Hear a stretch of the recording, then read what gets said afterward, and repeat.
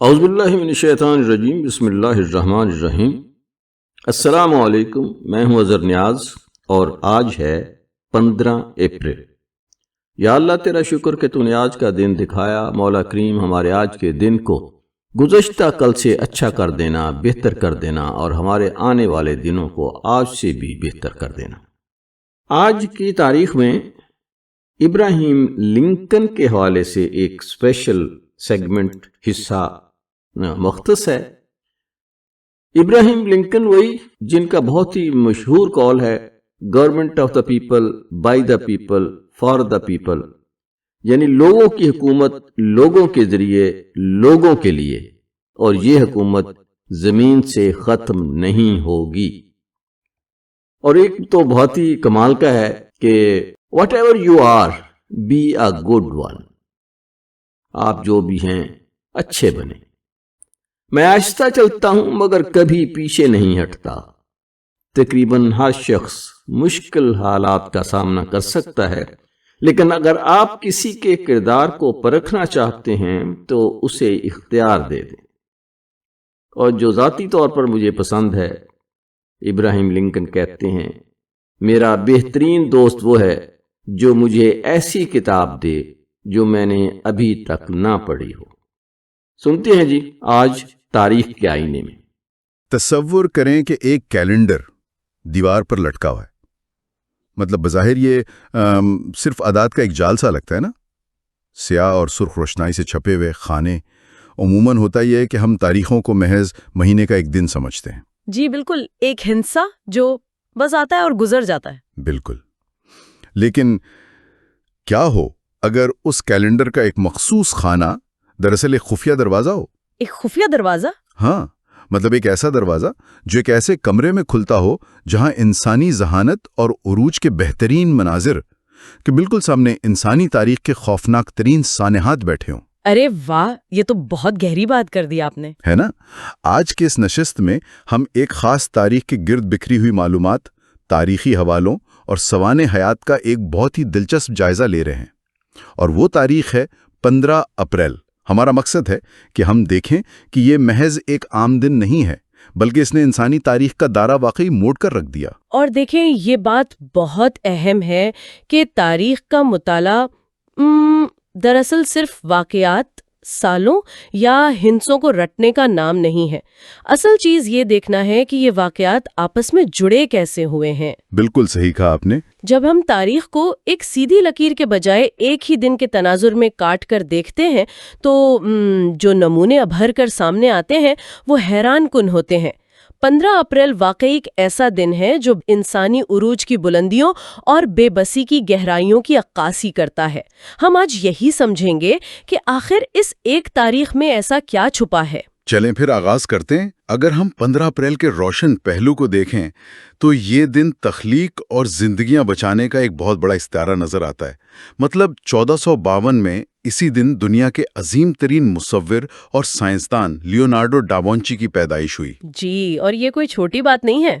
بالکل۔ پھر اگر ہم جدید طب کی طرف آئیں تو 1923 میں اسی تاریخ کو ذیابیطس کے مریضوں کے لیے انسولین کا عام استعمال شروع ہوا۔ یعنی اس سے پہلے تک ذیابیطس کا مطلب ایک سست موت ہوا کرتا تھا، لیکن اس دن کے بعد سے یہ ایک قابل علاج مرض بن گیا، جو کہ میڈیکل کی دنیا میں ایک انقلاب تھا۔ جی۔ اور پھر 1937 میں شکاگو میں دنیا کا پہلا بلڈ بینک بھی 15 اپریل کو ہی قائم ہوا۔ اس کے علاوہ علم کے میدان میں 1827 میں کینیڈا کی مشہور یونیورسٹی آف ٹورانٹو کا قیام بھی اسی تاریخ کو عمل میں آیا۔ یہ سب بہت ہی مثبت قدم ہیں۔ اگر ہم ان تمام واقعات کے پیچھے چھپی منطق کو دیکھیں تو ان میں ایک خاص قسم کی انسانی جستجو نظر آتی ہے، مطلب بقا کی جنگ۔ ڈاوینچی نے فن اور سائنس کو ملا کر دنیا کو دیکھنے کا نیا نظریہ دیا۔ بالکل۔ اور انسولین کی کہانی اس بات کا ثبوت ہے کہ انسان نے اپنے ہی جسم کے ایک پیچیدہ نظام کو سمجھا اور اسے مصنوعی مدد فراہم کرنے میں کامیابی حاصل کی۔ جی، یہ بہت بڑی کامیابی تھی۔ اور بلڈ بینک کا قیام تو اور بھی دلچسپ ہے، کیونکہ یہ اس بات کا اعلان تھا کہ انسان اب موت کے خلاف ایک منظم جنگ لڑے گا، خون کو محفوظ کر کے زندگیاں بچائے گا۔ یہ سب انسانیت کے قدرت پر قابو پانے کی کامیاب کوششیں ہیں۔ لیکن رکیے، यहाँ तस्वीर का सिर्फ एक रुख नहीं है, इसी तारीख का एक इंतहाई तारीक और खौफनाक रुख भी है। 1912 में उसी दिन दुनिया का वो मशहूर तरीन बहरी जहाज डूब गया, जिसे कभी ना डूबने वाला जहाज कहा जाता था, मतलब टाइटैनिक। टाइटैनिक, जी। जिसमें 1500 से जायद अफराद मारे गए। फिर खेलों की दुनिया का एक बड़ा सानिया हुआ। 1989 में ब्रिटानिया के हिल्सबरो स्टेडियम में फुटबॉल मैच के दौरान भगदड़ मची और 97 शायकीन जान से हाथ धो बैठे। बहुत ही अफसोसनाक। जी। और 1997 में हज के दौरान मिना के कैंपों में एक हौलनाक आग लगी, जिसमें 300 से जायद हाजी जाँ बहाक हुए। और बिल्कुल हाल ही में 2019 में फ्रांस के तारीखी नोटरडेम कैथीड्रल में वो खौफनाक आग लगी, जिसने सदियों पुरानी तारीख को जलाकर राख कर दिया। ये सब 15 अप्रैल को हुआ। यही तो वो तजाद है जिसकी हम बात कर रहे थे। यहाँ हैरानकुन बात यह है कि ये एक ही दिन हमें इंसान की ताकत और बेबसी दोनों का शिद्दत से एहसास दिलाता है। बिल्कुल, ये तारीख तो एक ऐसे मसरूफ चौराहे की तरह है जहां इंसानी जहानत की तेज रफ्तार गाड़ियां और अचानक होने वाले हादसात आपस में टकरा जाते हैं। बहुत जबरदस्त तशबीह दी आपने। एक तरफ तिब की दुनिया में इंसुलिन जैसी जिंदगी बख्शने वाली इजाद है, और बिल्कुल उसी दिन टाइटैनिक का डूबना इस बात की तल्ख याद दहानी है कि कुदरत के सामने हमारी सबसे मॉडर्न और महफूज टेक्नोलॉजी भी एक लम्हे में रेत की दीवार साबित हो सकती है। बिल्कुल ऐसा ही है। ये दिन हमें सिखाता है कि इंसानियत बका और फना के दरमियान एक मुसलसल कश्मकश में मुब्तला है। जी, और फना के उसी पहलू से बात आगे बढ़ाते हैं। 15 अप्रैल के इन सानहात में एक ऐसा सियासी सान्यहा भी शामिल है जिसमें एक पूरी कौम को सदमे से दोचार कर दिया था। 15 अप्रैल 1865 ये वो तारीख है जब अमरीकी सदर अब्राहम लिंकन की वफात हुई। अमरीकी तारीख का एक बहुत बड़ा मोड़। जी, 14 अप्रैल की रात वॉशिंगटन के फोर्ड्स थिएटर में जॉन विल्क्स बूथ नामी एक शख्स ने लिंकन को सर में गोली मारी थी और 15 अप्रैल की सुबह 7:22 पर उनका इंतकाल हो गया। देखें, ये एक ऐसा लम्हा था जिसने अमेरिका की तारीख की समत हमेशा के लिए बदल दी। लिंकन सिर्फ एक सदर नहीं थे, वो खाना जंगी के दौरान एक टूटते हुए मुल्क को मुत्तहिद रखने वाली वाहिद सबसे बड़ी कुव्वत थे। जी बिल्कुल। उनकी मौत ऐन उस वक्त हुई जब अमेरिका अपनी तारीख की सबसे खूनी और तबाहकुन जंग से अभी निकल ही रहा था। चलें इस बात की जरा तफसील में जाते हैं। मुझे एक चीज पर बहुत हैरत होती है। लिंकन की इब्तदाई जिंदगी को देखें तो एक गहरा तजस्सुस पैदा होता है। मतलब एक ऐसा शख्स जो 12 फरवरी 1809 को केंटकी की एक गरीब बस्ती में लकड़ी के एक छोटे से कैबिन में पैदा हुआ। जी, इंतहाई गरीब घराना था। बिल्कुल। और जिसने अपनी पूरी जिंदगी में बमुश्किल 12 महीने भी किसी बाकायदा स्कूल की शक्ल नहीं देखी। मेरा मतलब है बाकायदा तालीम न होने के बराबर थी। ऐसा शख्स आखिर दुनिया की एक उभरती हुई ताकत का मकबूल तरीन और साथ ही मुतनाज़ा तरीन सदर कैसे बन गया? ये वाकई एक जबरदस्त सवाल है। इसका जवाब लिंकन की खुद आमूजी यानी खुद से सीखने की गैर मामूली सलाहियत में छुपा है।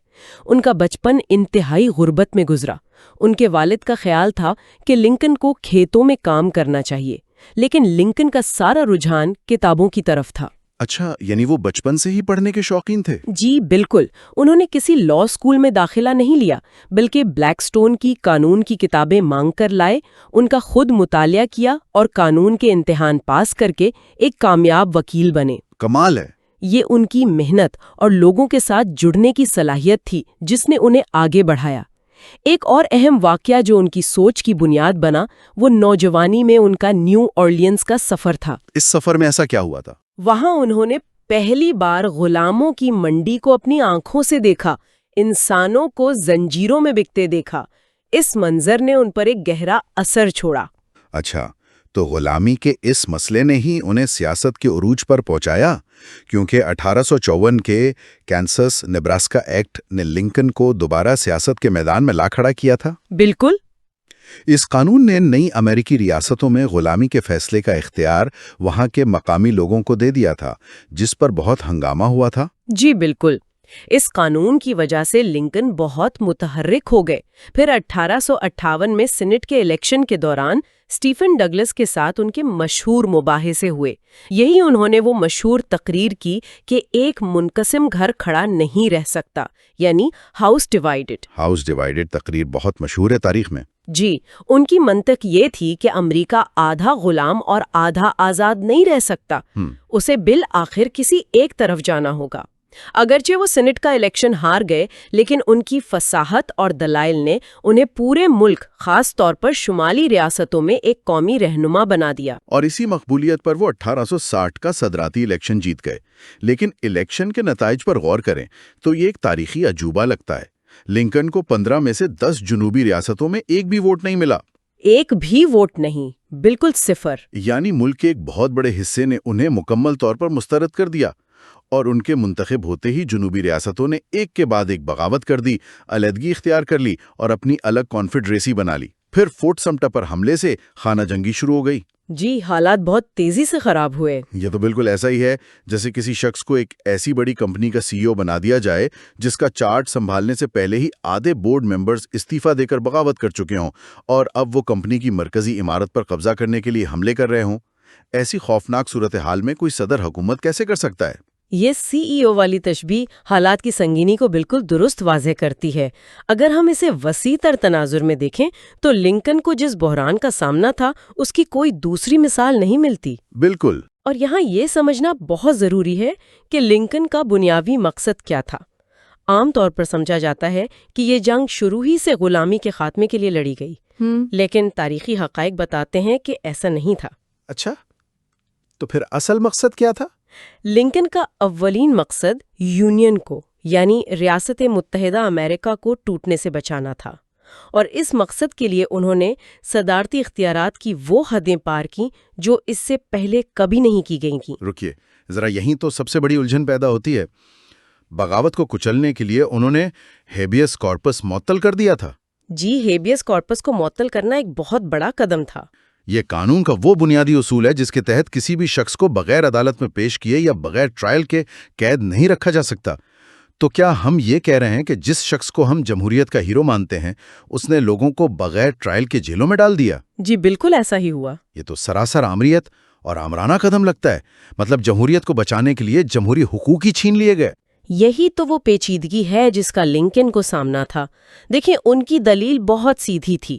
ان کا کہنا تھا کہ جب پورا ملک ہی ٹوٹ رہا ہو، جب ریاست کی بقا ہی داؤ پر لگی ہو، تو کیا محض ایک قانون کی پاسداری کے لیے پوری ریاست کو تباہ ہونے دیا جا سکتا ہے؟ یہ ایک بہت مشکل سوال ہے۔ جی، ان کا موقف تھا کہ ریاست اور آئین کو مجموعی طور پر بچانے کے لیے اگر وقتی طور پر کسی ایک قانون کو معطل کرنا پڑے تو یہ ضروری ہے۔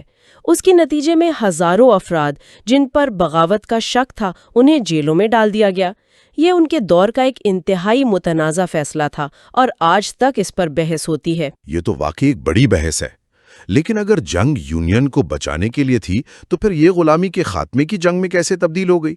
کیونکہ 1 جنوری 1863 کو لنکن نے اپنا مشہور اعلان آزادی یا ایمانسیپیشن پروکلیمیشن جاری کیا تھا۔ اس اعلان آزادی کی تفصیلات میں جائیں تو لنکن کی عملی سیاست بہت واضح ہو کر سامنے آتی ہے۔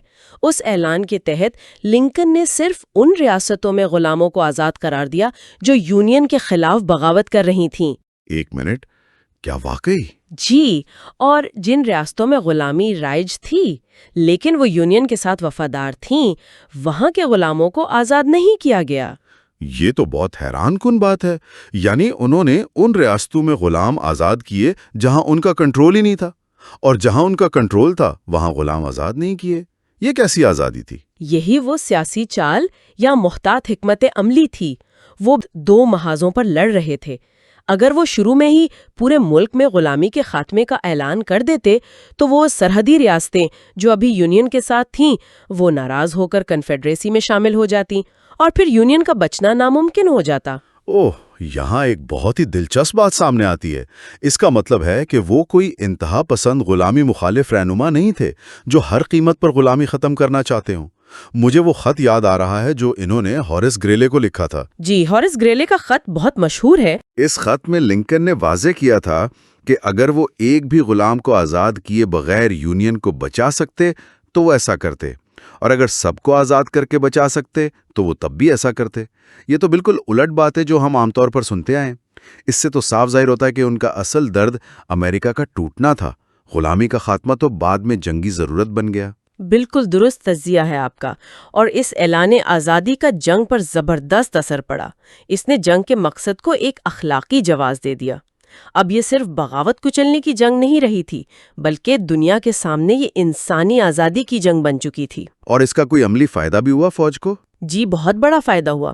ہزاروں سیاہ فام افراد جو غلامی سے فرار ہو کر آ رہے تھے وہ یونین کی فوج میں شامل ہو گئے، جس نے میدان جنگ میں یونین کی پوزیشن بہت مضبوط کر دی۔ اور دیکھیں، جنگ لڑنے کے لیے صرف فوجی تو نہیں چاہیے ہوتے نا، پیسہ بھی چاہیے۔ اتنی بڑی اور طویل جنگ کے خراجات پورے کرنے کے لیے انہوں نے معیشت میں بھی تو تبدیلیاں کی ہوں گی۔ بے شک، جنگ کے بے پناہ اخراجات پورے کرنے کے لیے امریکی تاریخ میں پہلی بار انکم ٹیکس کا نفاذ اسی دور میں کیا گیا۔ اچھا، پہلی بار انکم ٹیکس بھی اسی دور میں لگا؟ جی، اور سب سے دلچسپ بات، حکومت نے پہلی بار کاغذی کرنسی جسے گرین بیکس کہا جاتا تھا وہ بھی جاری کی۔ اس سے پہلے لین دین سونے یا چاندی کے سکوں کی بنیاد پر ہوتا تھا۔ ان ہنگامی معاشی اقدامات نے جدید امریکی معیشت اور فیڈرل نظام کی بنیاد رکھی۔ کمال ہے، یعنی یہ صرف خون ریزی نہیں تھی بلکہ ریاست کا پورا سٹرکچر بدل رہا تھا۔ اور پھر لنکن کی ایک اور بڑی خوبی یہ نظر آتی ہے کہ انہوں نے حالات کے مطابق خود کو اور اپنی حکمت عملی کو بدلا۔ بالکل، ان میں حالات کے مطابق ڈھلنے کی زبردست صلاحیت تھی۔ انہوں نے یولیسز ایس گرانٹ جیسے جارحانہ جنرل کو فوج کی کمان دی، جس نے مسلسل حملوں سے کنفیڈریٹ فوج کو تھکا دیا۔ اور پھر وہ تاریخی لمحہ، گیٹسبرگ ایڈریس، ہزاروں لاشوں کے درمیان کھڑے ہو کر صرف 2 منٹ کی تقریر میں لنکن نے امریکی جمہوریت کو ایک نیا مفہوم دیا کہ یہ قوم آزادی کے تصور پر تخلیق ہوئی تھی۔ اور آخر کار یہ خونی جنگ اپنے اختتام کو پہنچی۔ 9 اپریل 1865 کو کنفیڈریٹ جنرل لی نے ہتھیار ڈال دیے۔ یونین بچ گئی، لیکن اس کی قیمت لاکھوں جانوں کی صورت میں چکانی پڑی۔ جی، اور فتح کے کچھ ہی دن بعد 11 اپریل کو لنکن نے ایک تقریر کی جس میں انہوں نے پہلی بار ان سیاہ فام افراد کو ووٹ کا حق دینے کی بات کی جو پڑھے لکھے تھے یا جنہوں نے فوج میں خدمات انجام دی تھیں۔ اور بدقسمتی سے یہی وہ تقریر تھی جس نے ان کے قاتل کو اشتعال دلایا۔ جان وکس بوتھ۔ جی، جان وکس بوتھ، جو اسی ہجوم میں کھڑا لنکن کی تقریر سن رہا تھا، یہ سن کر غضبناک ہو گیا کہ سیاہ فام افراد کو برابری کا سیاسی حق دیا جا سکتا ہے، اور اسی تقریر کے 3 دن بعد اس نے وہ قاتلانہ حملہ کیا جس سے 15 اپریل کو لنکن کی موت واقع ہو گئی۔ لنکن کی اس اچانک اور المناک موت نے انہیں ایک شہید اور قومی ہیرو کا درجہ دے دیا۔ ان کا جنازہ ایک ٹرین کے ذریعے مختلف ریاستوں سے گزارا گیا اور لاکھوں لوگ روتے ہوئے سڑکوں پر نکل آئے۔ لیکن تاریخ کا مطالعہ صرف عقیدت پر مبنی نہیں ہوتا۔ آج کے دور میں لنکن کی شخصیت کا زیادہ حقیقت پسندانہ جائزہ لیا جاتا ہے۔ اس سے ایک اہم سوال پیدا ہوتا ہے کہ ہم تاریخی شخصیات کو پرکھتے کیسے ہیں؟ بالکل، کیونکہ جدید تنقید کے مطابق لنکن کوئی فرشتے نہیں تھے۔ ان کے ابتدائی بیانات میں وہ مکمل نسلی برابری کے حامی نظر نہیں آتے، حتیٰ کہ ان کا ایک وقت میں یہ خیال بھی تھا کہ شاید آزاد ہونے والے غلاموں کو واپس افریقہ بھیج دینا چاہیے۔ یہی بات سمجھنے والی ہے کہ لنکن کوئی دیومالائی کردار نہیں تھے، وہ ایک عام اور خامیوں والے انسان تھے۔ سننے والوں کو شاید یہ جان کر حیرت ہو کہ وہ اپنی زندگی کے بڑے حصے میں شدید ڈپریشن کا شکار رہتے تھے۔ اچھا، شدید ڈپریشن؟ جی، جسے اس وقت میلنکولیا کہا جاتا تھا، اور اس کے علاج کے لیے وہ بلو ماس نامی گولیاں کھاتے تھے جن میں پارے یعنی مرکیوری کی بڑی مقدار شامل ہوتی تھی۔ 1 منٹ، پارے کی گولیاں کھانا یہ تو دماغ کے لیے انتہائی خطرناک ہے۔ اس سے تو ان کا غصہ اور موڈ مزید خراب ہوتا ہوگا۔ بالکل، ان کی صحت پر مزید منفی اثرات پڑتے تھے، لیکن ان کی عظمت اس بات میں نہیں ہے کہ وہ کوئی کامل انسان پیدا ہوئے تھے۔ ان کی عظمت یہ ہے کہ انہوں نے وقت اور حالات کے ساتھ اپنے خیالات کو ارتقائی عمل سے گزارا۔ یہ بہت زبردست بات کہی آپ نے۔ وہ حالات سے سیکھ سکتے تھے، اپنی رائے بدل سکتے تھے۔ انہوں نے محسوس کیا کہ صرف اعلان آزادی کافی نہیں، جنگ کے بعد اسے عدالتوں میں چیلنج کیا جا سکتا ہے۔ اس لیے انہوں نے کانگریس پر شدید دباؤ ڈال کر آئین میں 13ویں ترمیم منظور کروائی، جس کے ذریعے امریکہ میں غلامی کا ہمیشہ کے لیے قانونی طور پر خاتمہ کر دیا گیا۔ یہ ان کا سب سے بڑا کارنامہ تھا۔ تو اس سب کا آخر کیا مطلب ہے؟ ہم نے آج 15 اپریل کے حوالے سے جن باتوں پر غور کیے ہیں وہ ظاہر کرتی ہیں کہ یہ دن محض 24 گھنٹوں کا ایک چکر نہیں ہے۔ یہ دن ہمیں دکھاتا ہے کہ کیسے ایک ہی تاریخ میں ٹائٹینک جیسے انسانی غرور کا ڈوبنا لکھا ہے، اور کیسے اسی تاریخ میں انسولین جیسی معجزاتی دوا کے ذریعے زندگیاں بچانا لکھا ہے۔ بالکل ایک عجیب سا تضاد ہے اس تاریخ میں۔ اور سب سے بڑھ کر یہ وہ دن ہے جب ابراہم لنکن جیسی شخصیت اپنی آخری سانس لیتی ہے۔ مطلب ایک ایسا شخص جو لکڑی کے کیبن سے اٹھا، جس نے خود پڑھنا سیکھا، جو ڈپریشن سے لڑا اور پھر دنیا کے طاقتور ترین ایوان میں بیٹھ کر ایک بکھرتے ہوئے ملک کو جوڑ دیا۔ تاریخ کے یہ دھاگے اتنی گہرائی سے آپس میں الجھے ہوئے ہیں کہ انہیں سمجھنا واقعی حیرت کا ایک مسلسل سفر ہے۔ جی، تاریخ کا مطالعہ ہمیں یہی تو سکھاتا ہے کہ کچھ بھی اتنا سادہ نہیں ہوتا جتنا بظاہر نظر آتا ہے۔ بالکل، لیکن اس سے پہلے کہ ہم اختتام کی طرف جائیں، ان تمام حقائق اور واقعات کی روشنی میں انسان سوچنے پر مجبور ہو جاتا ہے، اور ایک بہت ہی گہرا فکری سوال ذہن میں ابھرتا ہے۔ ہم نے بات کی کہ ابراہم لنکن نے امریکی آئین اور ملک کو بچانے کے لیے ہیبیس کارپس معطل کیا اور ایسے بے پناہ صدارتی اختیارات استعمال کیے جو اس سے پہلے کبھی نہیں ہوئے تھے۔ بظاہر یہ سب ایک بحران کو ختم کرنے کے لیے تھا۔ جی، ایک انتہائی قدم تھا بحران کے وقت۔ لیکن ذرا سوچئے، کیا کسی شدید بحران کے وقت ریاست کو بچانے کے لیے جمہوری اصولوں اور بنیادی حقوق کو ہی عارضی طور پر پامال کرنا درست عمل ہے؟ اور اس سے بھی بڑا سوال، کیا لنکن کے ان ہنگامی فیصلوں نے جدید دور کی صدارت اور ریاست کے طاقتور اختیارات کی بنیاد نہیں رکھ دے؟ یہ واقعی ایک بہت گہری سوچ ہے۔ کیا ریاست کو بچانے کے نام پر طاقت کے اس ارتکاز نے آنے والے ادوار کی حکومتوں کو یہ راستہ نہیں دکھا دیا کہ جب بھی کوئی بحران آئے تو قانون کی بالادستی کو معطل کر کے منمانی کی جا سکتی ہے؟ یہ وہ سوالات ہیں جو آج کے دور میں بھی اتنے ہی اہم ہیں جتنے اس وقت تھے، اور ان کا کوئی آسان جواب نہیں ہے۔ جی بالکل۔ امید ہے کہ آج کی اس گفتگو نے تاریخ کی اس مخصوص تاریخ، ان ہندسوں کے پیچھے چھپی کہانیوں اور حکمرانی کے ان پیچیدہ اصولوں کی طرف دیکھنے کا ایک نیا زاویہ ضرور دیا ہوگا۔ تاریخ کے ان پوشیدہ اور الجھے ہوئے پہلوؤں پر اپنا غور و فکر جاری رکھیے۔ آج کی اس معلوماتی نشست میں بس اتنا ہی۔ تو یہ تھا جی آج تاریخ کے آئینے میں، جس میں آپ نے ابراہیم لنکن کے حوالے سے خصوصی ایک فیچر سنا۔ ابراہیم لنکن ہی نے کہا ہے، جو لوگ دوسروں کو آزادی سے محروم کرتے ہیں وہ خود اس کے مستحق نہیں ہوتے، اور یہ بات آج کے امریکہ کو جاننے کی ضرورت ہے۔ اظہر نیاز کو اجازت دیجیے، زندگی رہی تو کل ملاقات ہوگی۔ اللہ تعالیٰ آپ کو آسانیاں عطا فرمائے اور آسانیاں تقسیم کرنے کی توفیق عطا فرمائے۔ جو آزاد ہیں انہیں رب کا شکر ادا کرنا چاہیے، اور جو آزادی کے لیے جد و جہد کر رہے ہیں، اللہ تعالیٰ سے دعا ہے کہ وہ ان کی آزادی کی جد و جہد کو کامیاب کرے، اور جو دوسروں کی آزادی کو ختم کرنا چاہتے ہیں، غصب کرنا چاہتے ہیں، اللہ تعالیٰ انہیں ہدایت دے، اور اگر ہدایت ان کے نصیب میں نہیں تو پھر فیصلہ کر دے۔ اللہ حافظ۔